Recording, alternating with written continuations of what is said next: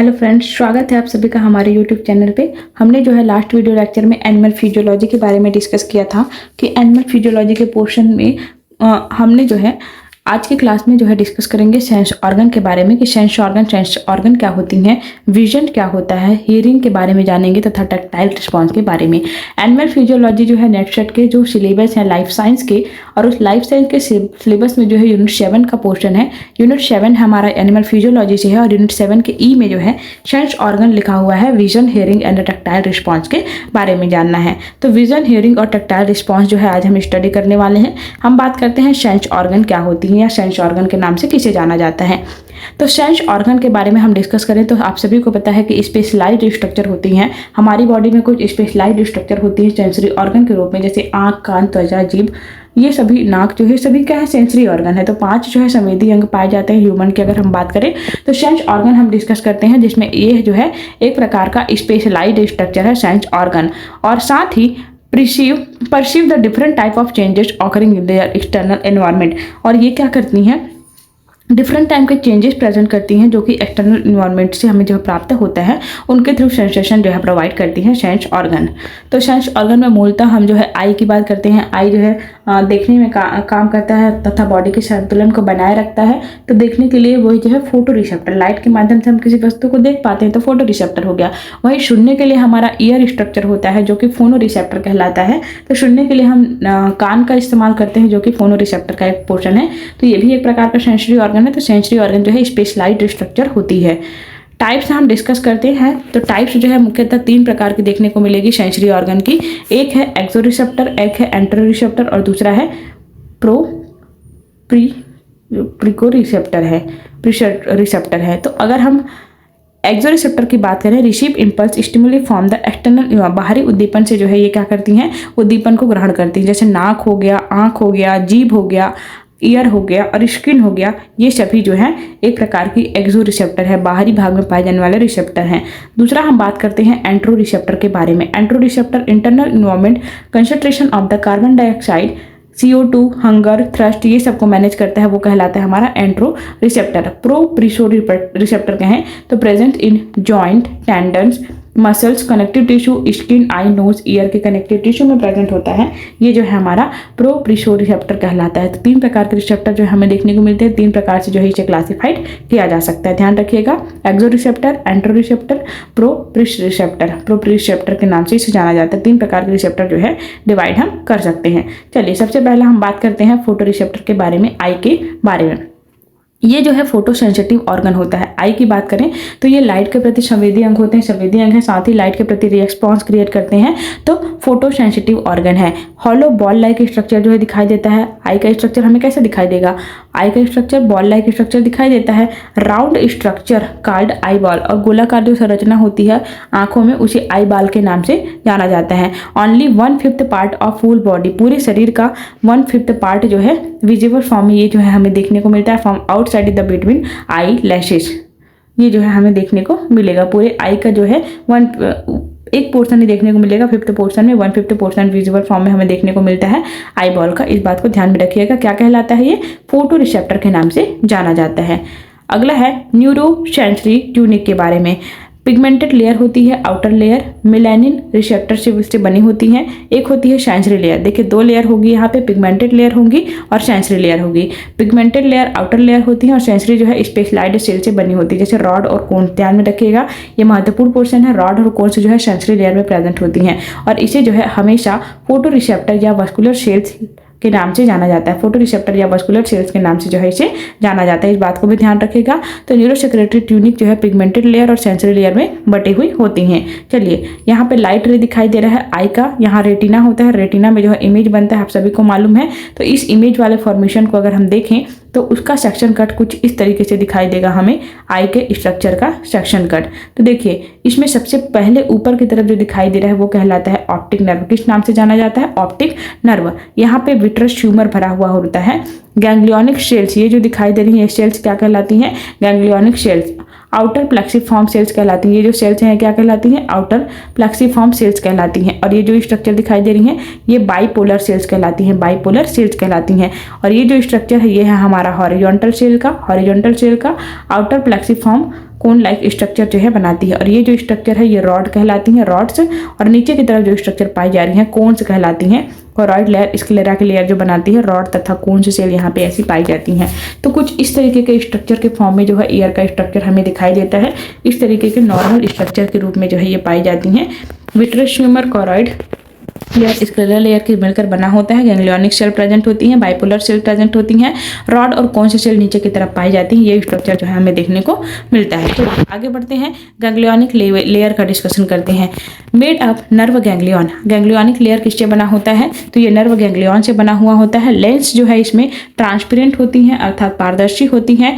Ectodermal cell से बनी होती हैं। बाइकॉन्केव लेंस इसमें प्रेजेंट होता है। बाइकॉन्केव उत्तर लेंस की भांति जो है कार्य करता है।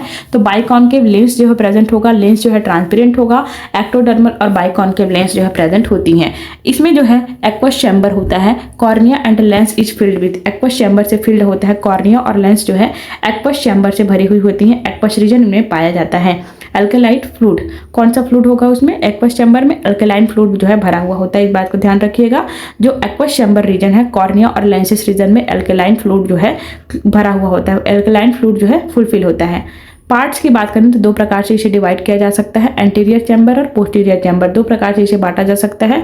एंटीरियर चैम्बर इसे जो है वीनस चैम्बर के नाम से जाना जाता है और पोस्टीरियर चैम्बर को एट्रियल चैम्बर के नाम से जाना जाता है। तो वीनस चैम्बर और एट्रियल चैम्बर दो प्रकार के चैम्बर जो है इनमें पाई जाती हैं। Anterior chamber carry CO2 metabolic waste, ये क्या करती हैं? CO2 मेटाबॉलिक वेस्ट को कैरी करती हैं और ये जो है ऑक्सीजन और न्यूट्रिशन की सप्लाई में हेल्प करती हैं। पोस्टीरियर चैम्बर तो दो प्रकार से बटा होगा, एक एंटीरियर चैम्बर मिलेगा आपको और दूसरा पोस्टीरियर चैम्बर। एंटीरियर चैम्बर को वीनस चैम्बर भी कहते हैं और पोस्टीरियर चैम्बर को एट्रियल चैम्बर भी कहते हैं। एंटीरियर चैम्बर में जो है metabolic activity, metabolic waste CO2 को ये कैरी करता है, और पोस्टीरियर चैम्बर ध्यान में रखिएगा ऑक्सीजन और न्यूट्रिशन की सप्लाई में हेल्प करता है, supply oxygen and nutrient. Vitreous chamber की बात करते हैं तो विट्रस चैम्बर लेंसेज और रेटिना यहाँ पे प्रेजेंट होते हैं। जेली लाइक फ्लूइड भरा होता है इस चैम्बर में, जेली लाइक फ्लूइड जो है भरा होता है विट्रस चैम्बर में।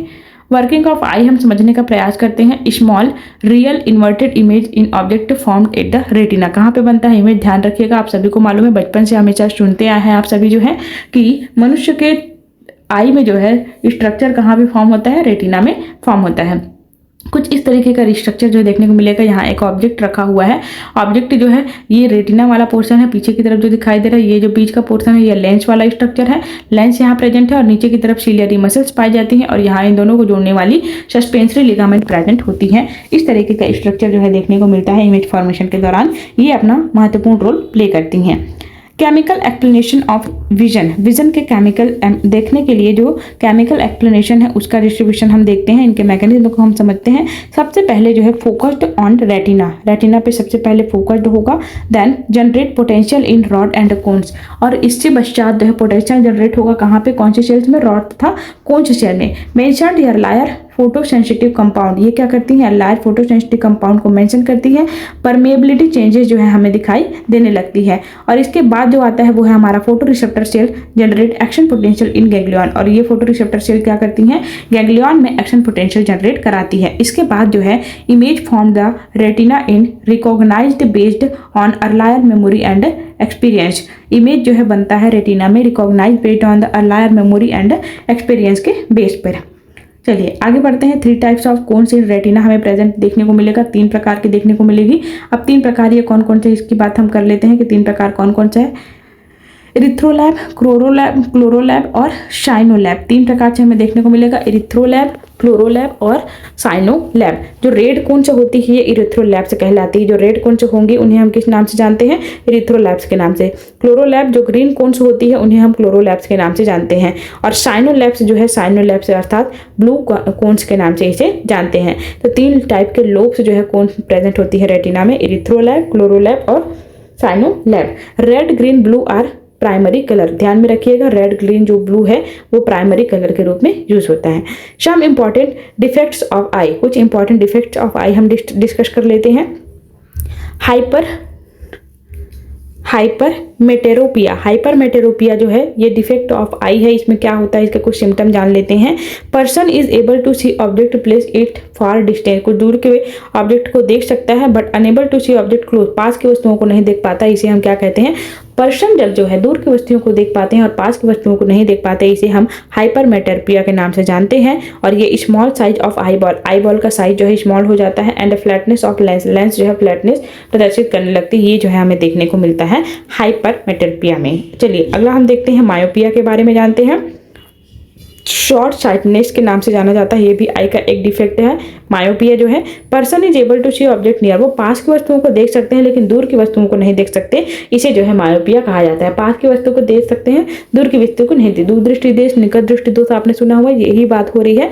मायोपिया में जो है हम जो है पास की वस्तुओं को देख पाते हैं और दूर की वस्तुओं को नहीं देख पाते, इसे जो है मायोपिया कहा जाता है। मायोपिया के अंतर्गत आती हैं।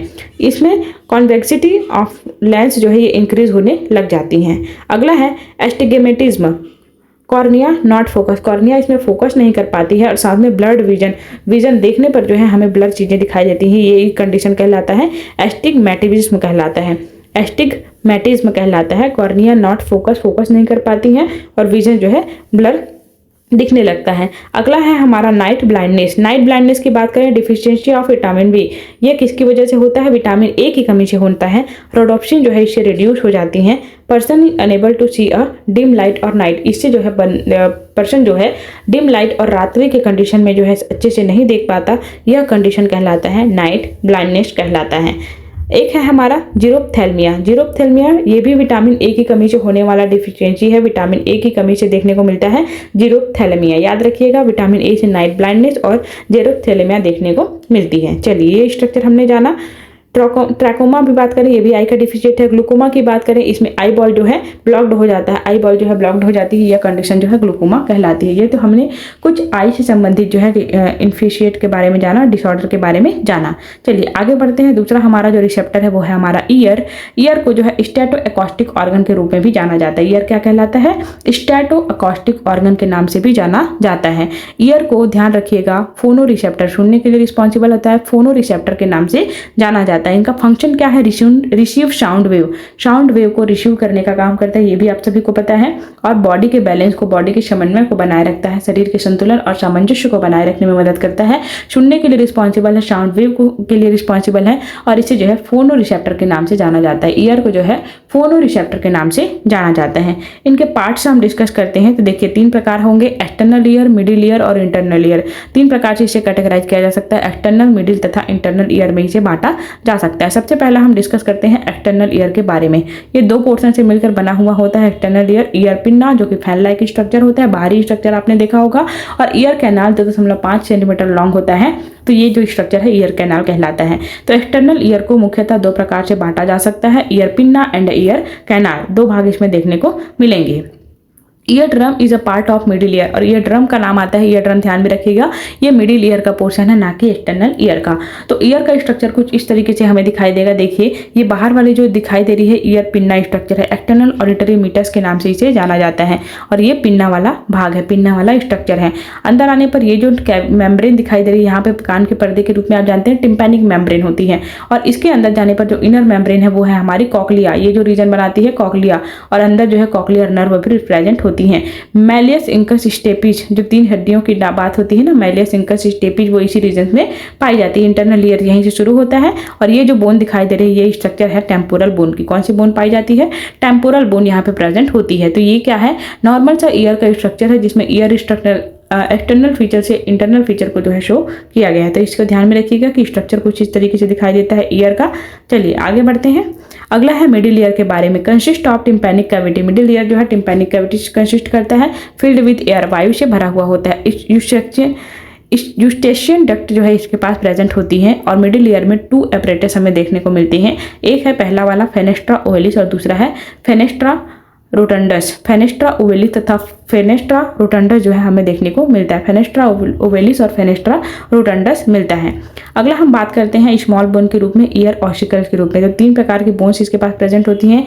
महत्वपूर्ण पोर्शन है, यहाँ से क्वेश्चन बनते हैं। मैलियस, इंकस, स्टेपिज, 3 पोर्शन हमें देखने को मिलेगा। मैलियस, इंकस तथा स्टेपिज ये तीनों जो है ईयर ऑसिकल्स का फॉर्मेशन करती हैं। मैलियस की बात करें तो आउटर ईयर में प्रेजेंट होती हैं, हामर शेप्ड हथौड़े के आकार की दिखाई देती हैं, साइनोवियल हिंज जॉइंट में प्रेजेंट होती हैं। क्या होती है? साइनोवियल हिप जॉइंट इसमें पाया जाता है मैलियस में।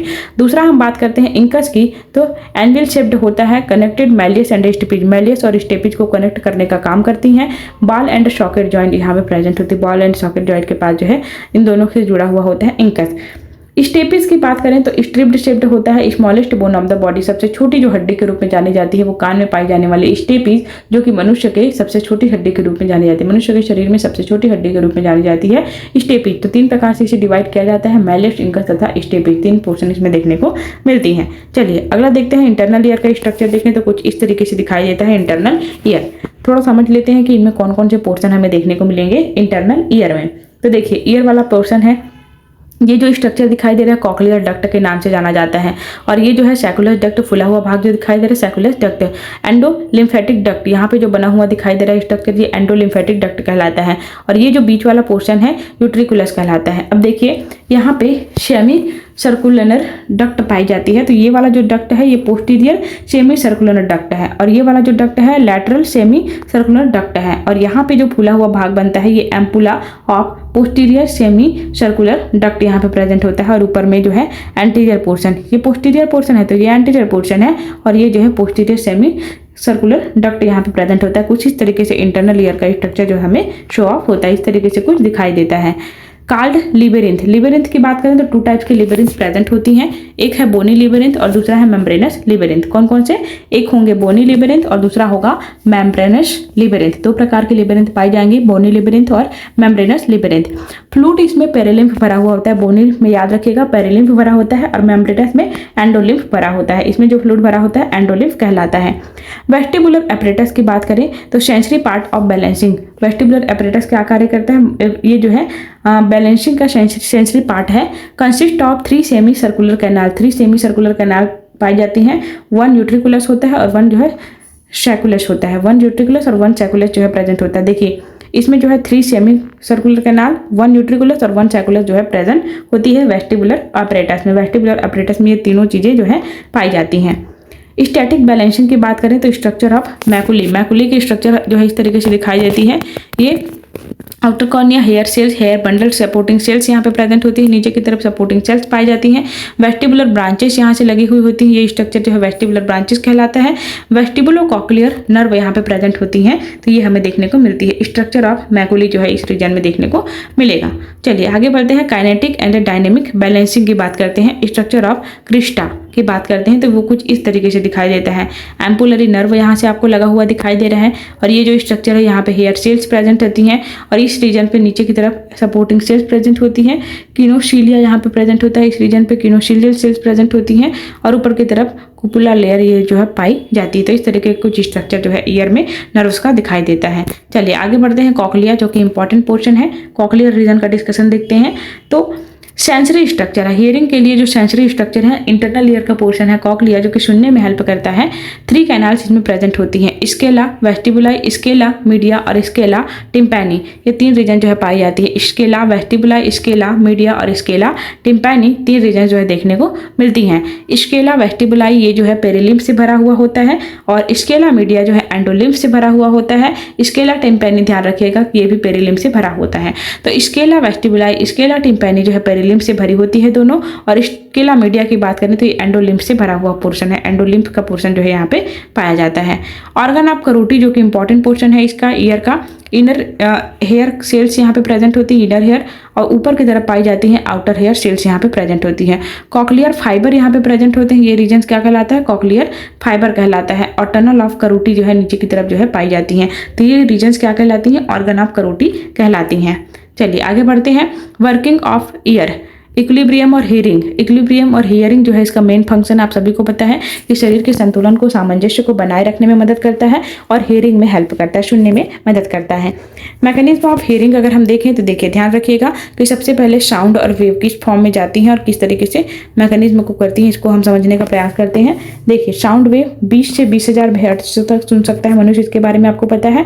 ये कहाँ पे जाएंगी? एक्सटर्नल ईयर पे। एक्सटर्नल ईयर से होते हुए कहाँ पे जाएंगी? ईयर ड्रम में। ईयर ड्रम से होते हुए मैलियस इंकस स्टेपिस वाले पोर्शन से ओवल विंडो वाले शेप में जाएगी, ओवल विंडो से कॉक्लियर वाले रीजन में जाएंगे, कॉक्लियर से बेसिलर मेम्ब्रेन्स में जाएंगे, बेसिलर मेम्ब्रेन से bend the hair and shell pressing them against tectorial membrane में जाएंगी और टेक्टोरियल मेम्ब्रेन जो होते हुए जो है एफरेंट फाइबर्स या ऑडिटरी नर्व में जाएंगी, ऑडिटरी कॉर्टेक्स एरिया में जाएंगी और इस तरीके से जो है सुनाई देता है। तो इस तरीके से एक्टिविटी जो है हमें देखने को मिलती है हियरिंग के दौरान। सुनने के लिए साउंड वेव का ऑडिटरी कॉर्टेक्स एरिया तक जाने तक का ये प्रवाह सिस्टम है, ध्यान रखिएगा। तो इस तरीके से सीक्वेंस में जो है हियरिंग का जो है बैलेंसिंग प्रोसेस हमें देखने को मिलता है या हियरिंग हमें देखने को मिलती है। ये सारे स्टेप्स जो है इंपॉर्टेंट है। तो इसमें हमने सेंसरी ऑर्गन ईयर और आई के बारे में बात किया कि आई का स्ट्रक्चर क्या है, कौन कौन से डिस्फिशिएट या डिसऑर्डर जो है इसमें देखने को मिलती है। ईयर के स्ट्रक्चर के बारे में हमने जाना, ईयर के वर्किंग मैकेनिज्म के बारे में हमने जाना और इसी तरीके के वीडियो से अगर आपको पढ़ना हो लाइफ साइंस, क्योंकि लाइफ साइंस आपको पता है कि सभी जगह अवेलेबल नहीं है, इसके कंटेंट जो है फॉरेन राइटर की बुक्स हमें मिलती हैं, तो जो है ये थोड़ा डिफिकल्ट हो जाता है हमारे लिए। तो इसी तरीके से डीप स्टडी के लिए चैनल को लाइक और सब्सक्राइब जरूर करिएगा। नोट्स आपके लिए प्रिपेयर करके लाने में बहुत मेहनत लगता है, तो आगे बने रहिएगा। मिलते हैं अगले वीडियो लेक्चर के साथ। अगले वीडियो लेक्चर में हम जो है एक्सक्रीटरी ऑर्गन डिस्कस करेंगे, उत्सर्जी तंत्र के बारे में जानेंगे कि उत्सर्जन तंत्र क्या क्या होता है। समय का अभाव है, इस वजह से जो है अभी जो है जल्दी जल्दी कराई जा रही है। आपको पता है कि 4 अक्टूबर को सेट का एग्जाम है, उसके लिए प्रिपेयर करना है आप सभी को। तब तक के लिए all the best. Thank you so much all of you.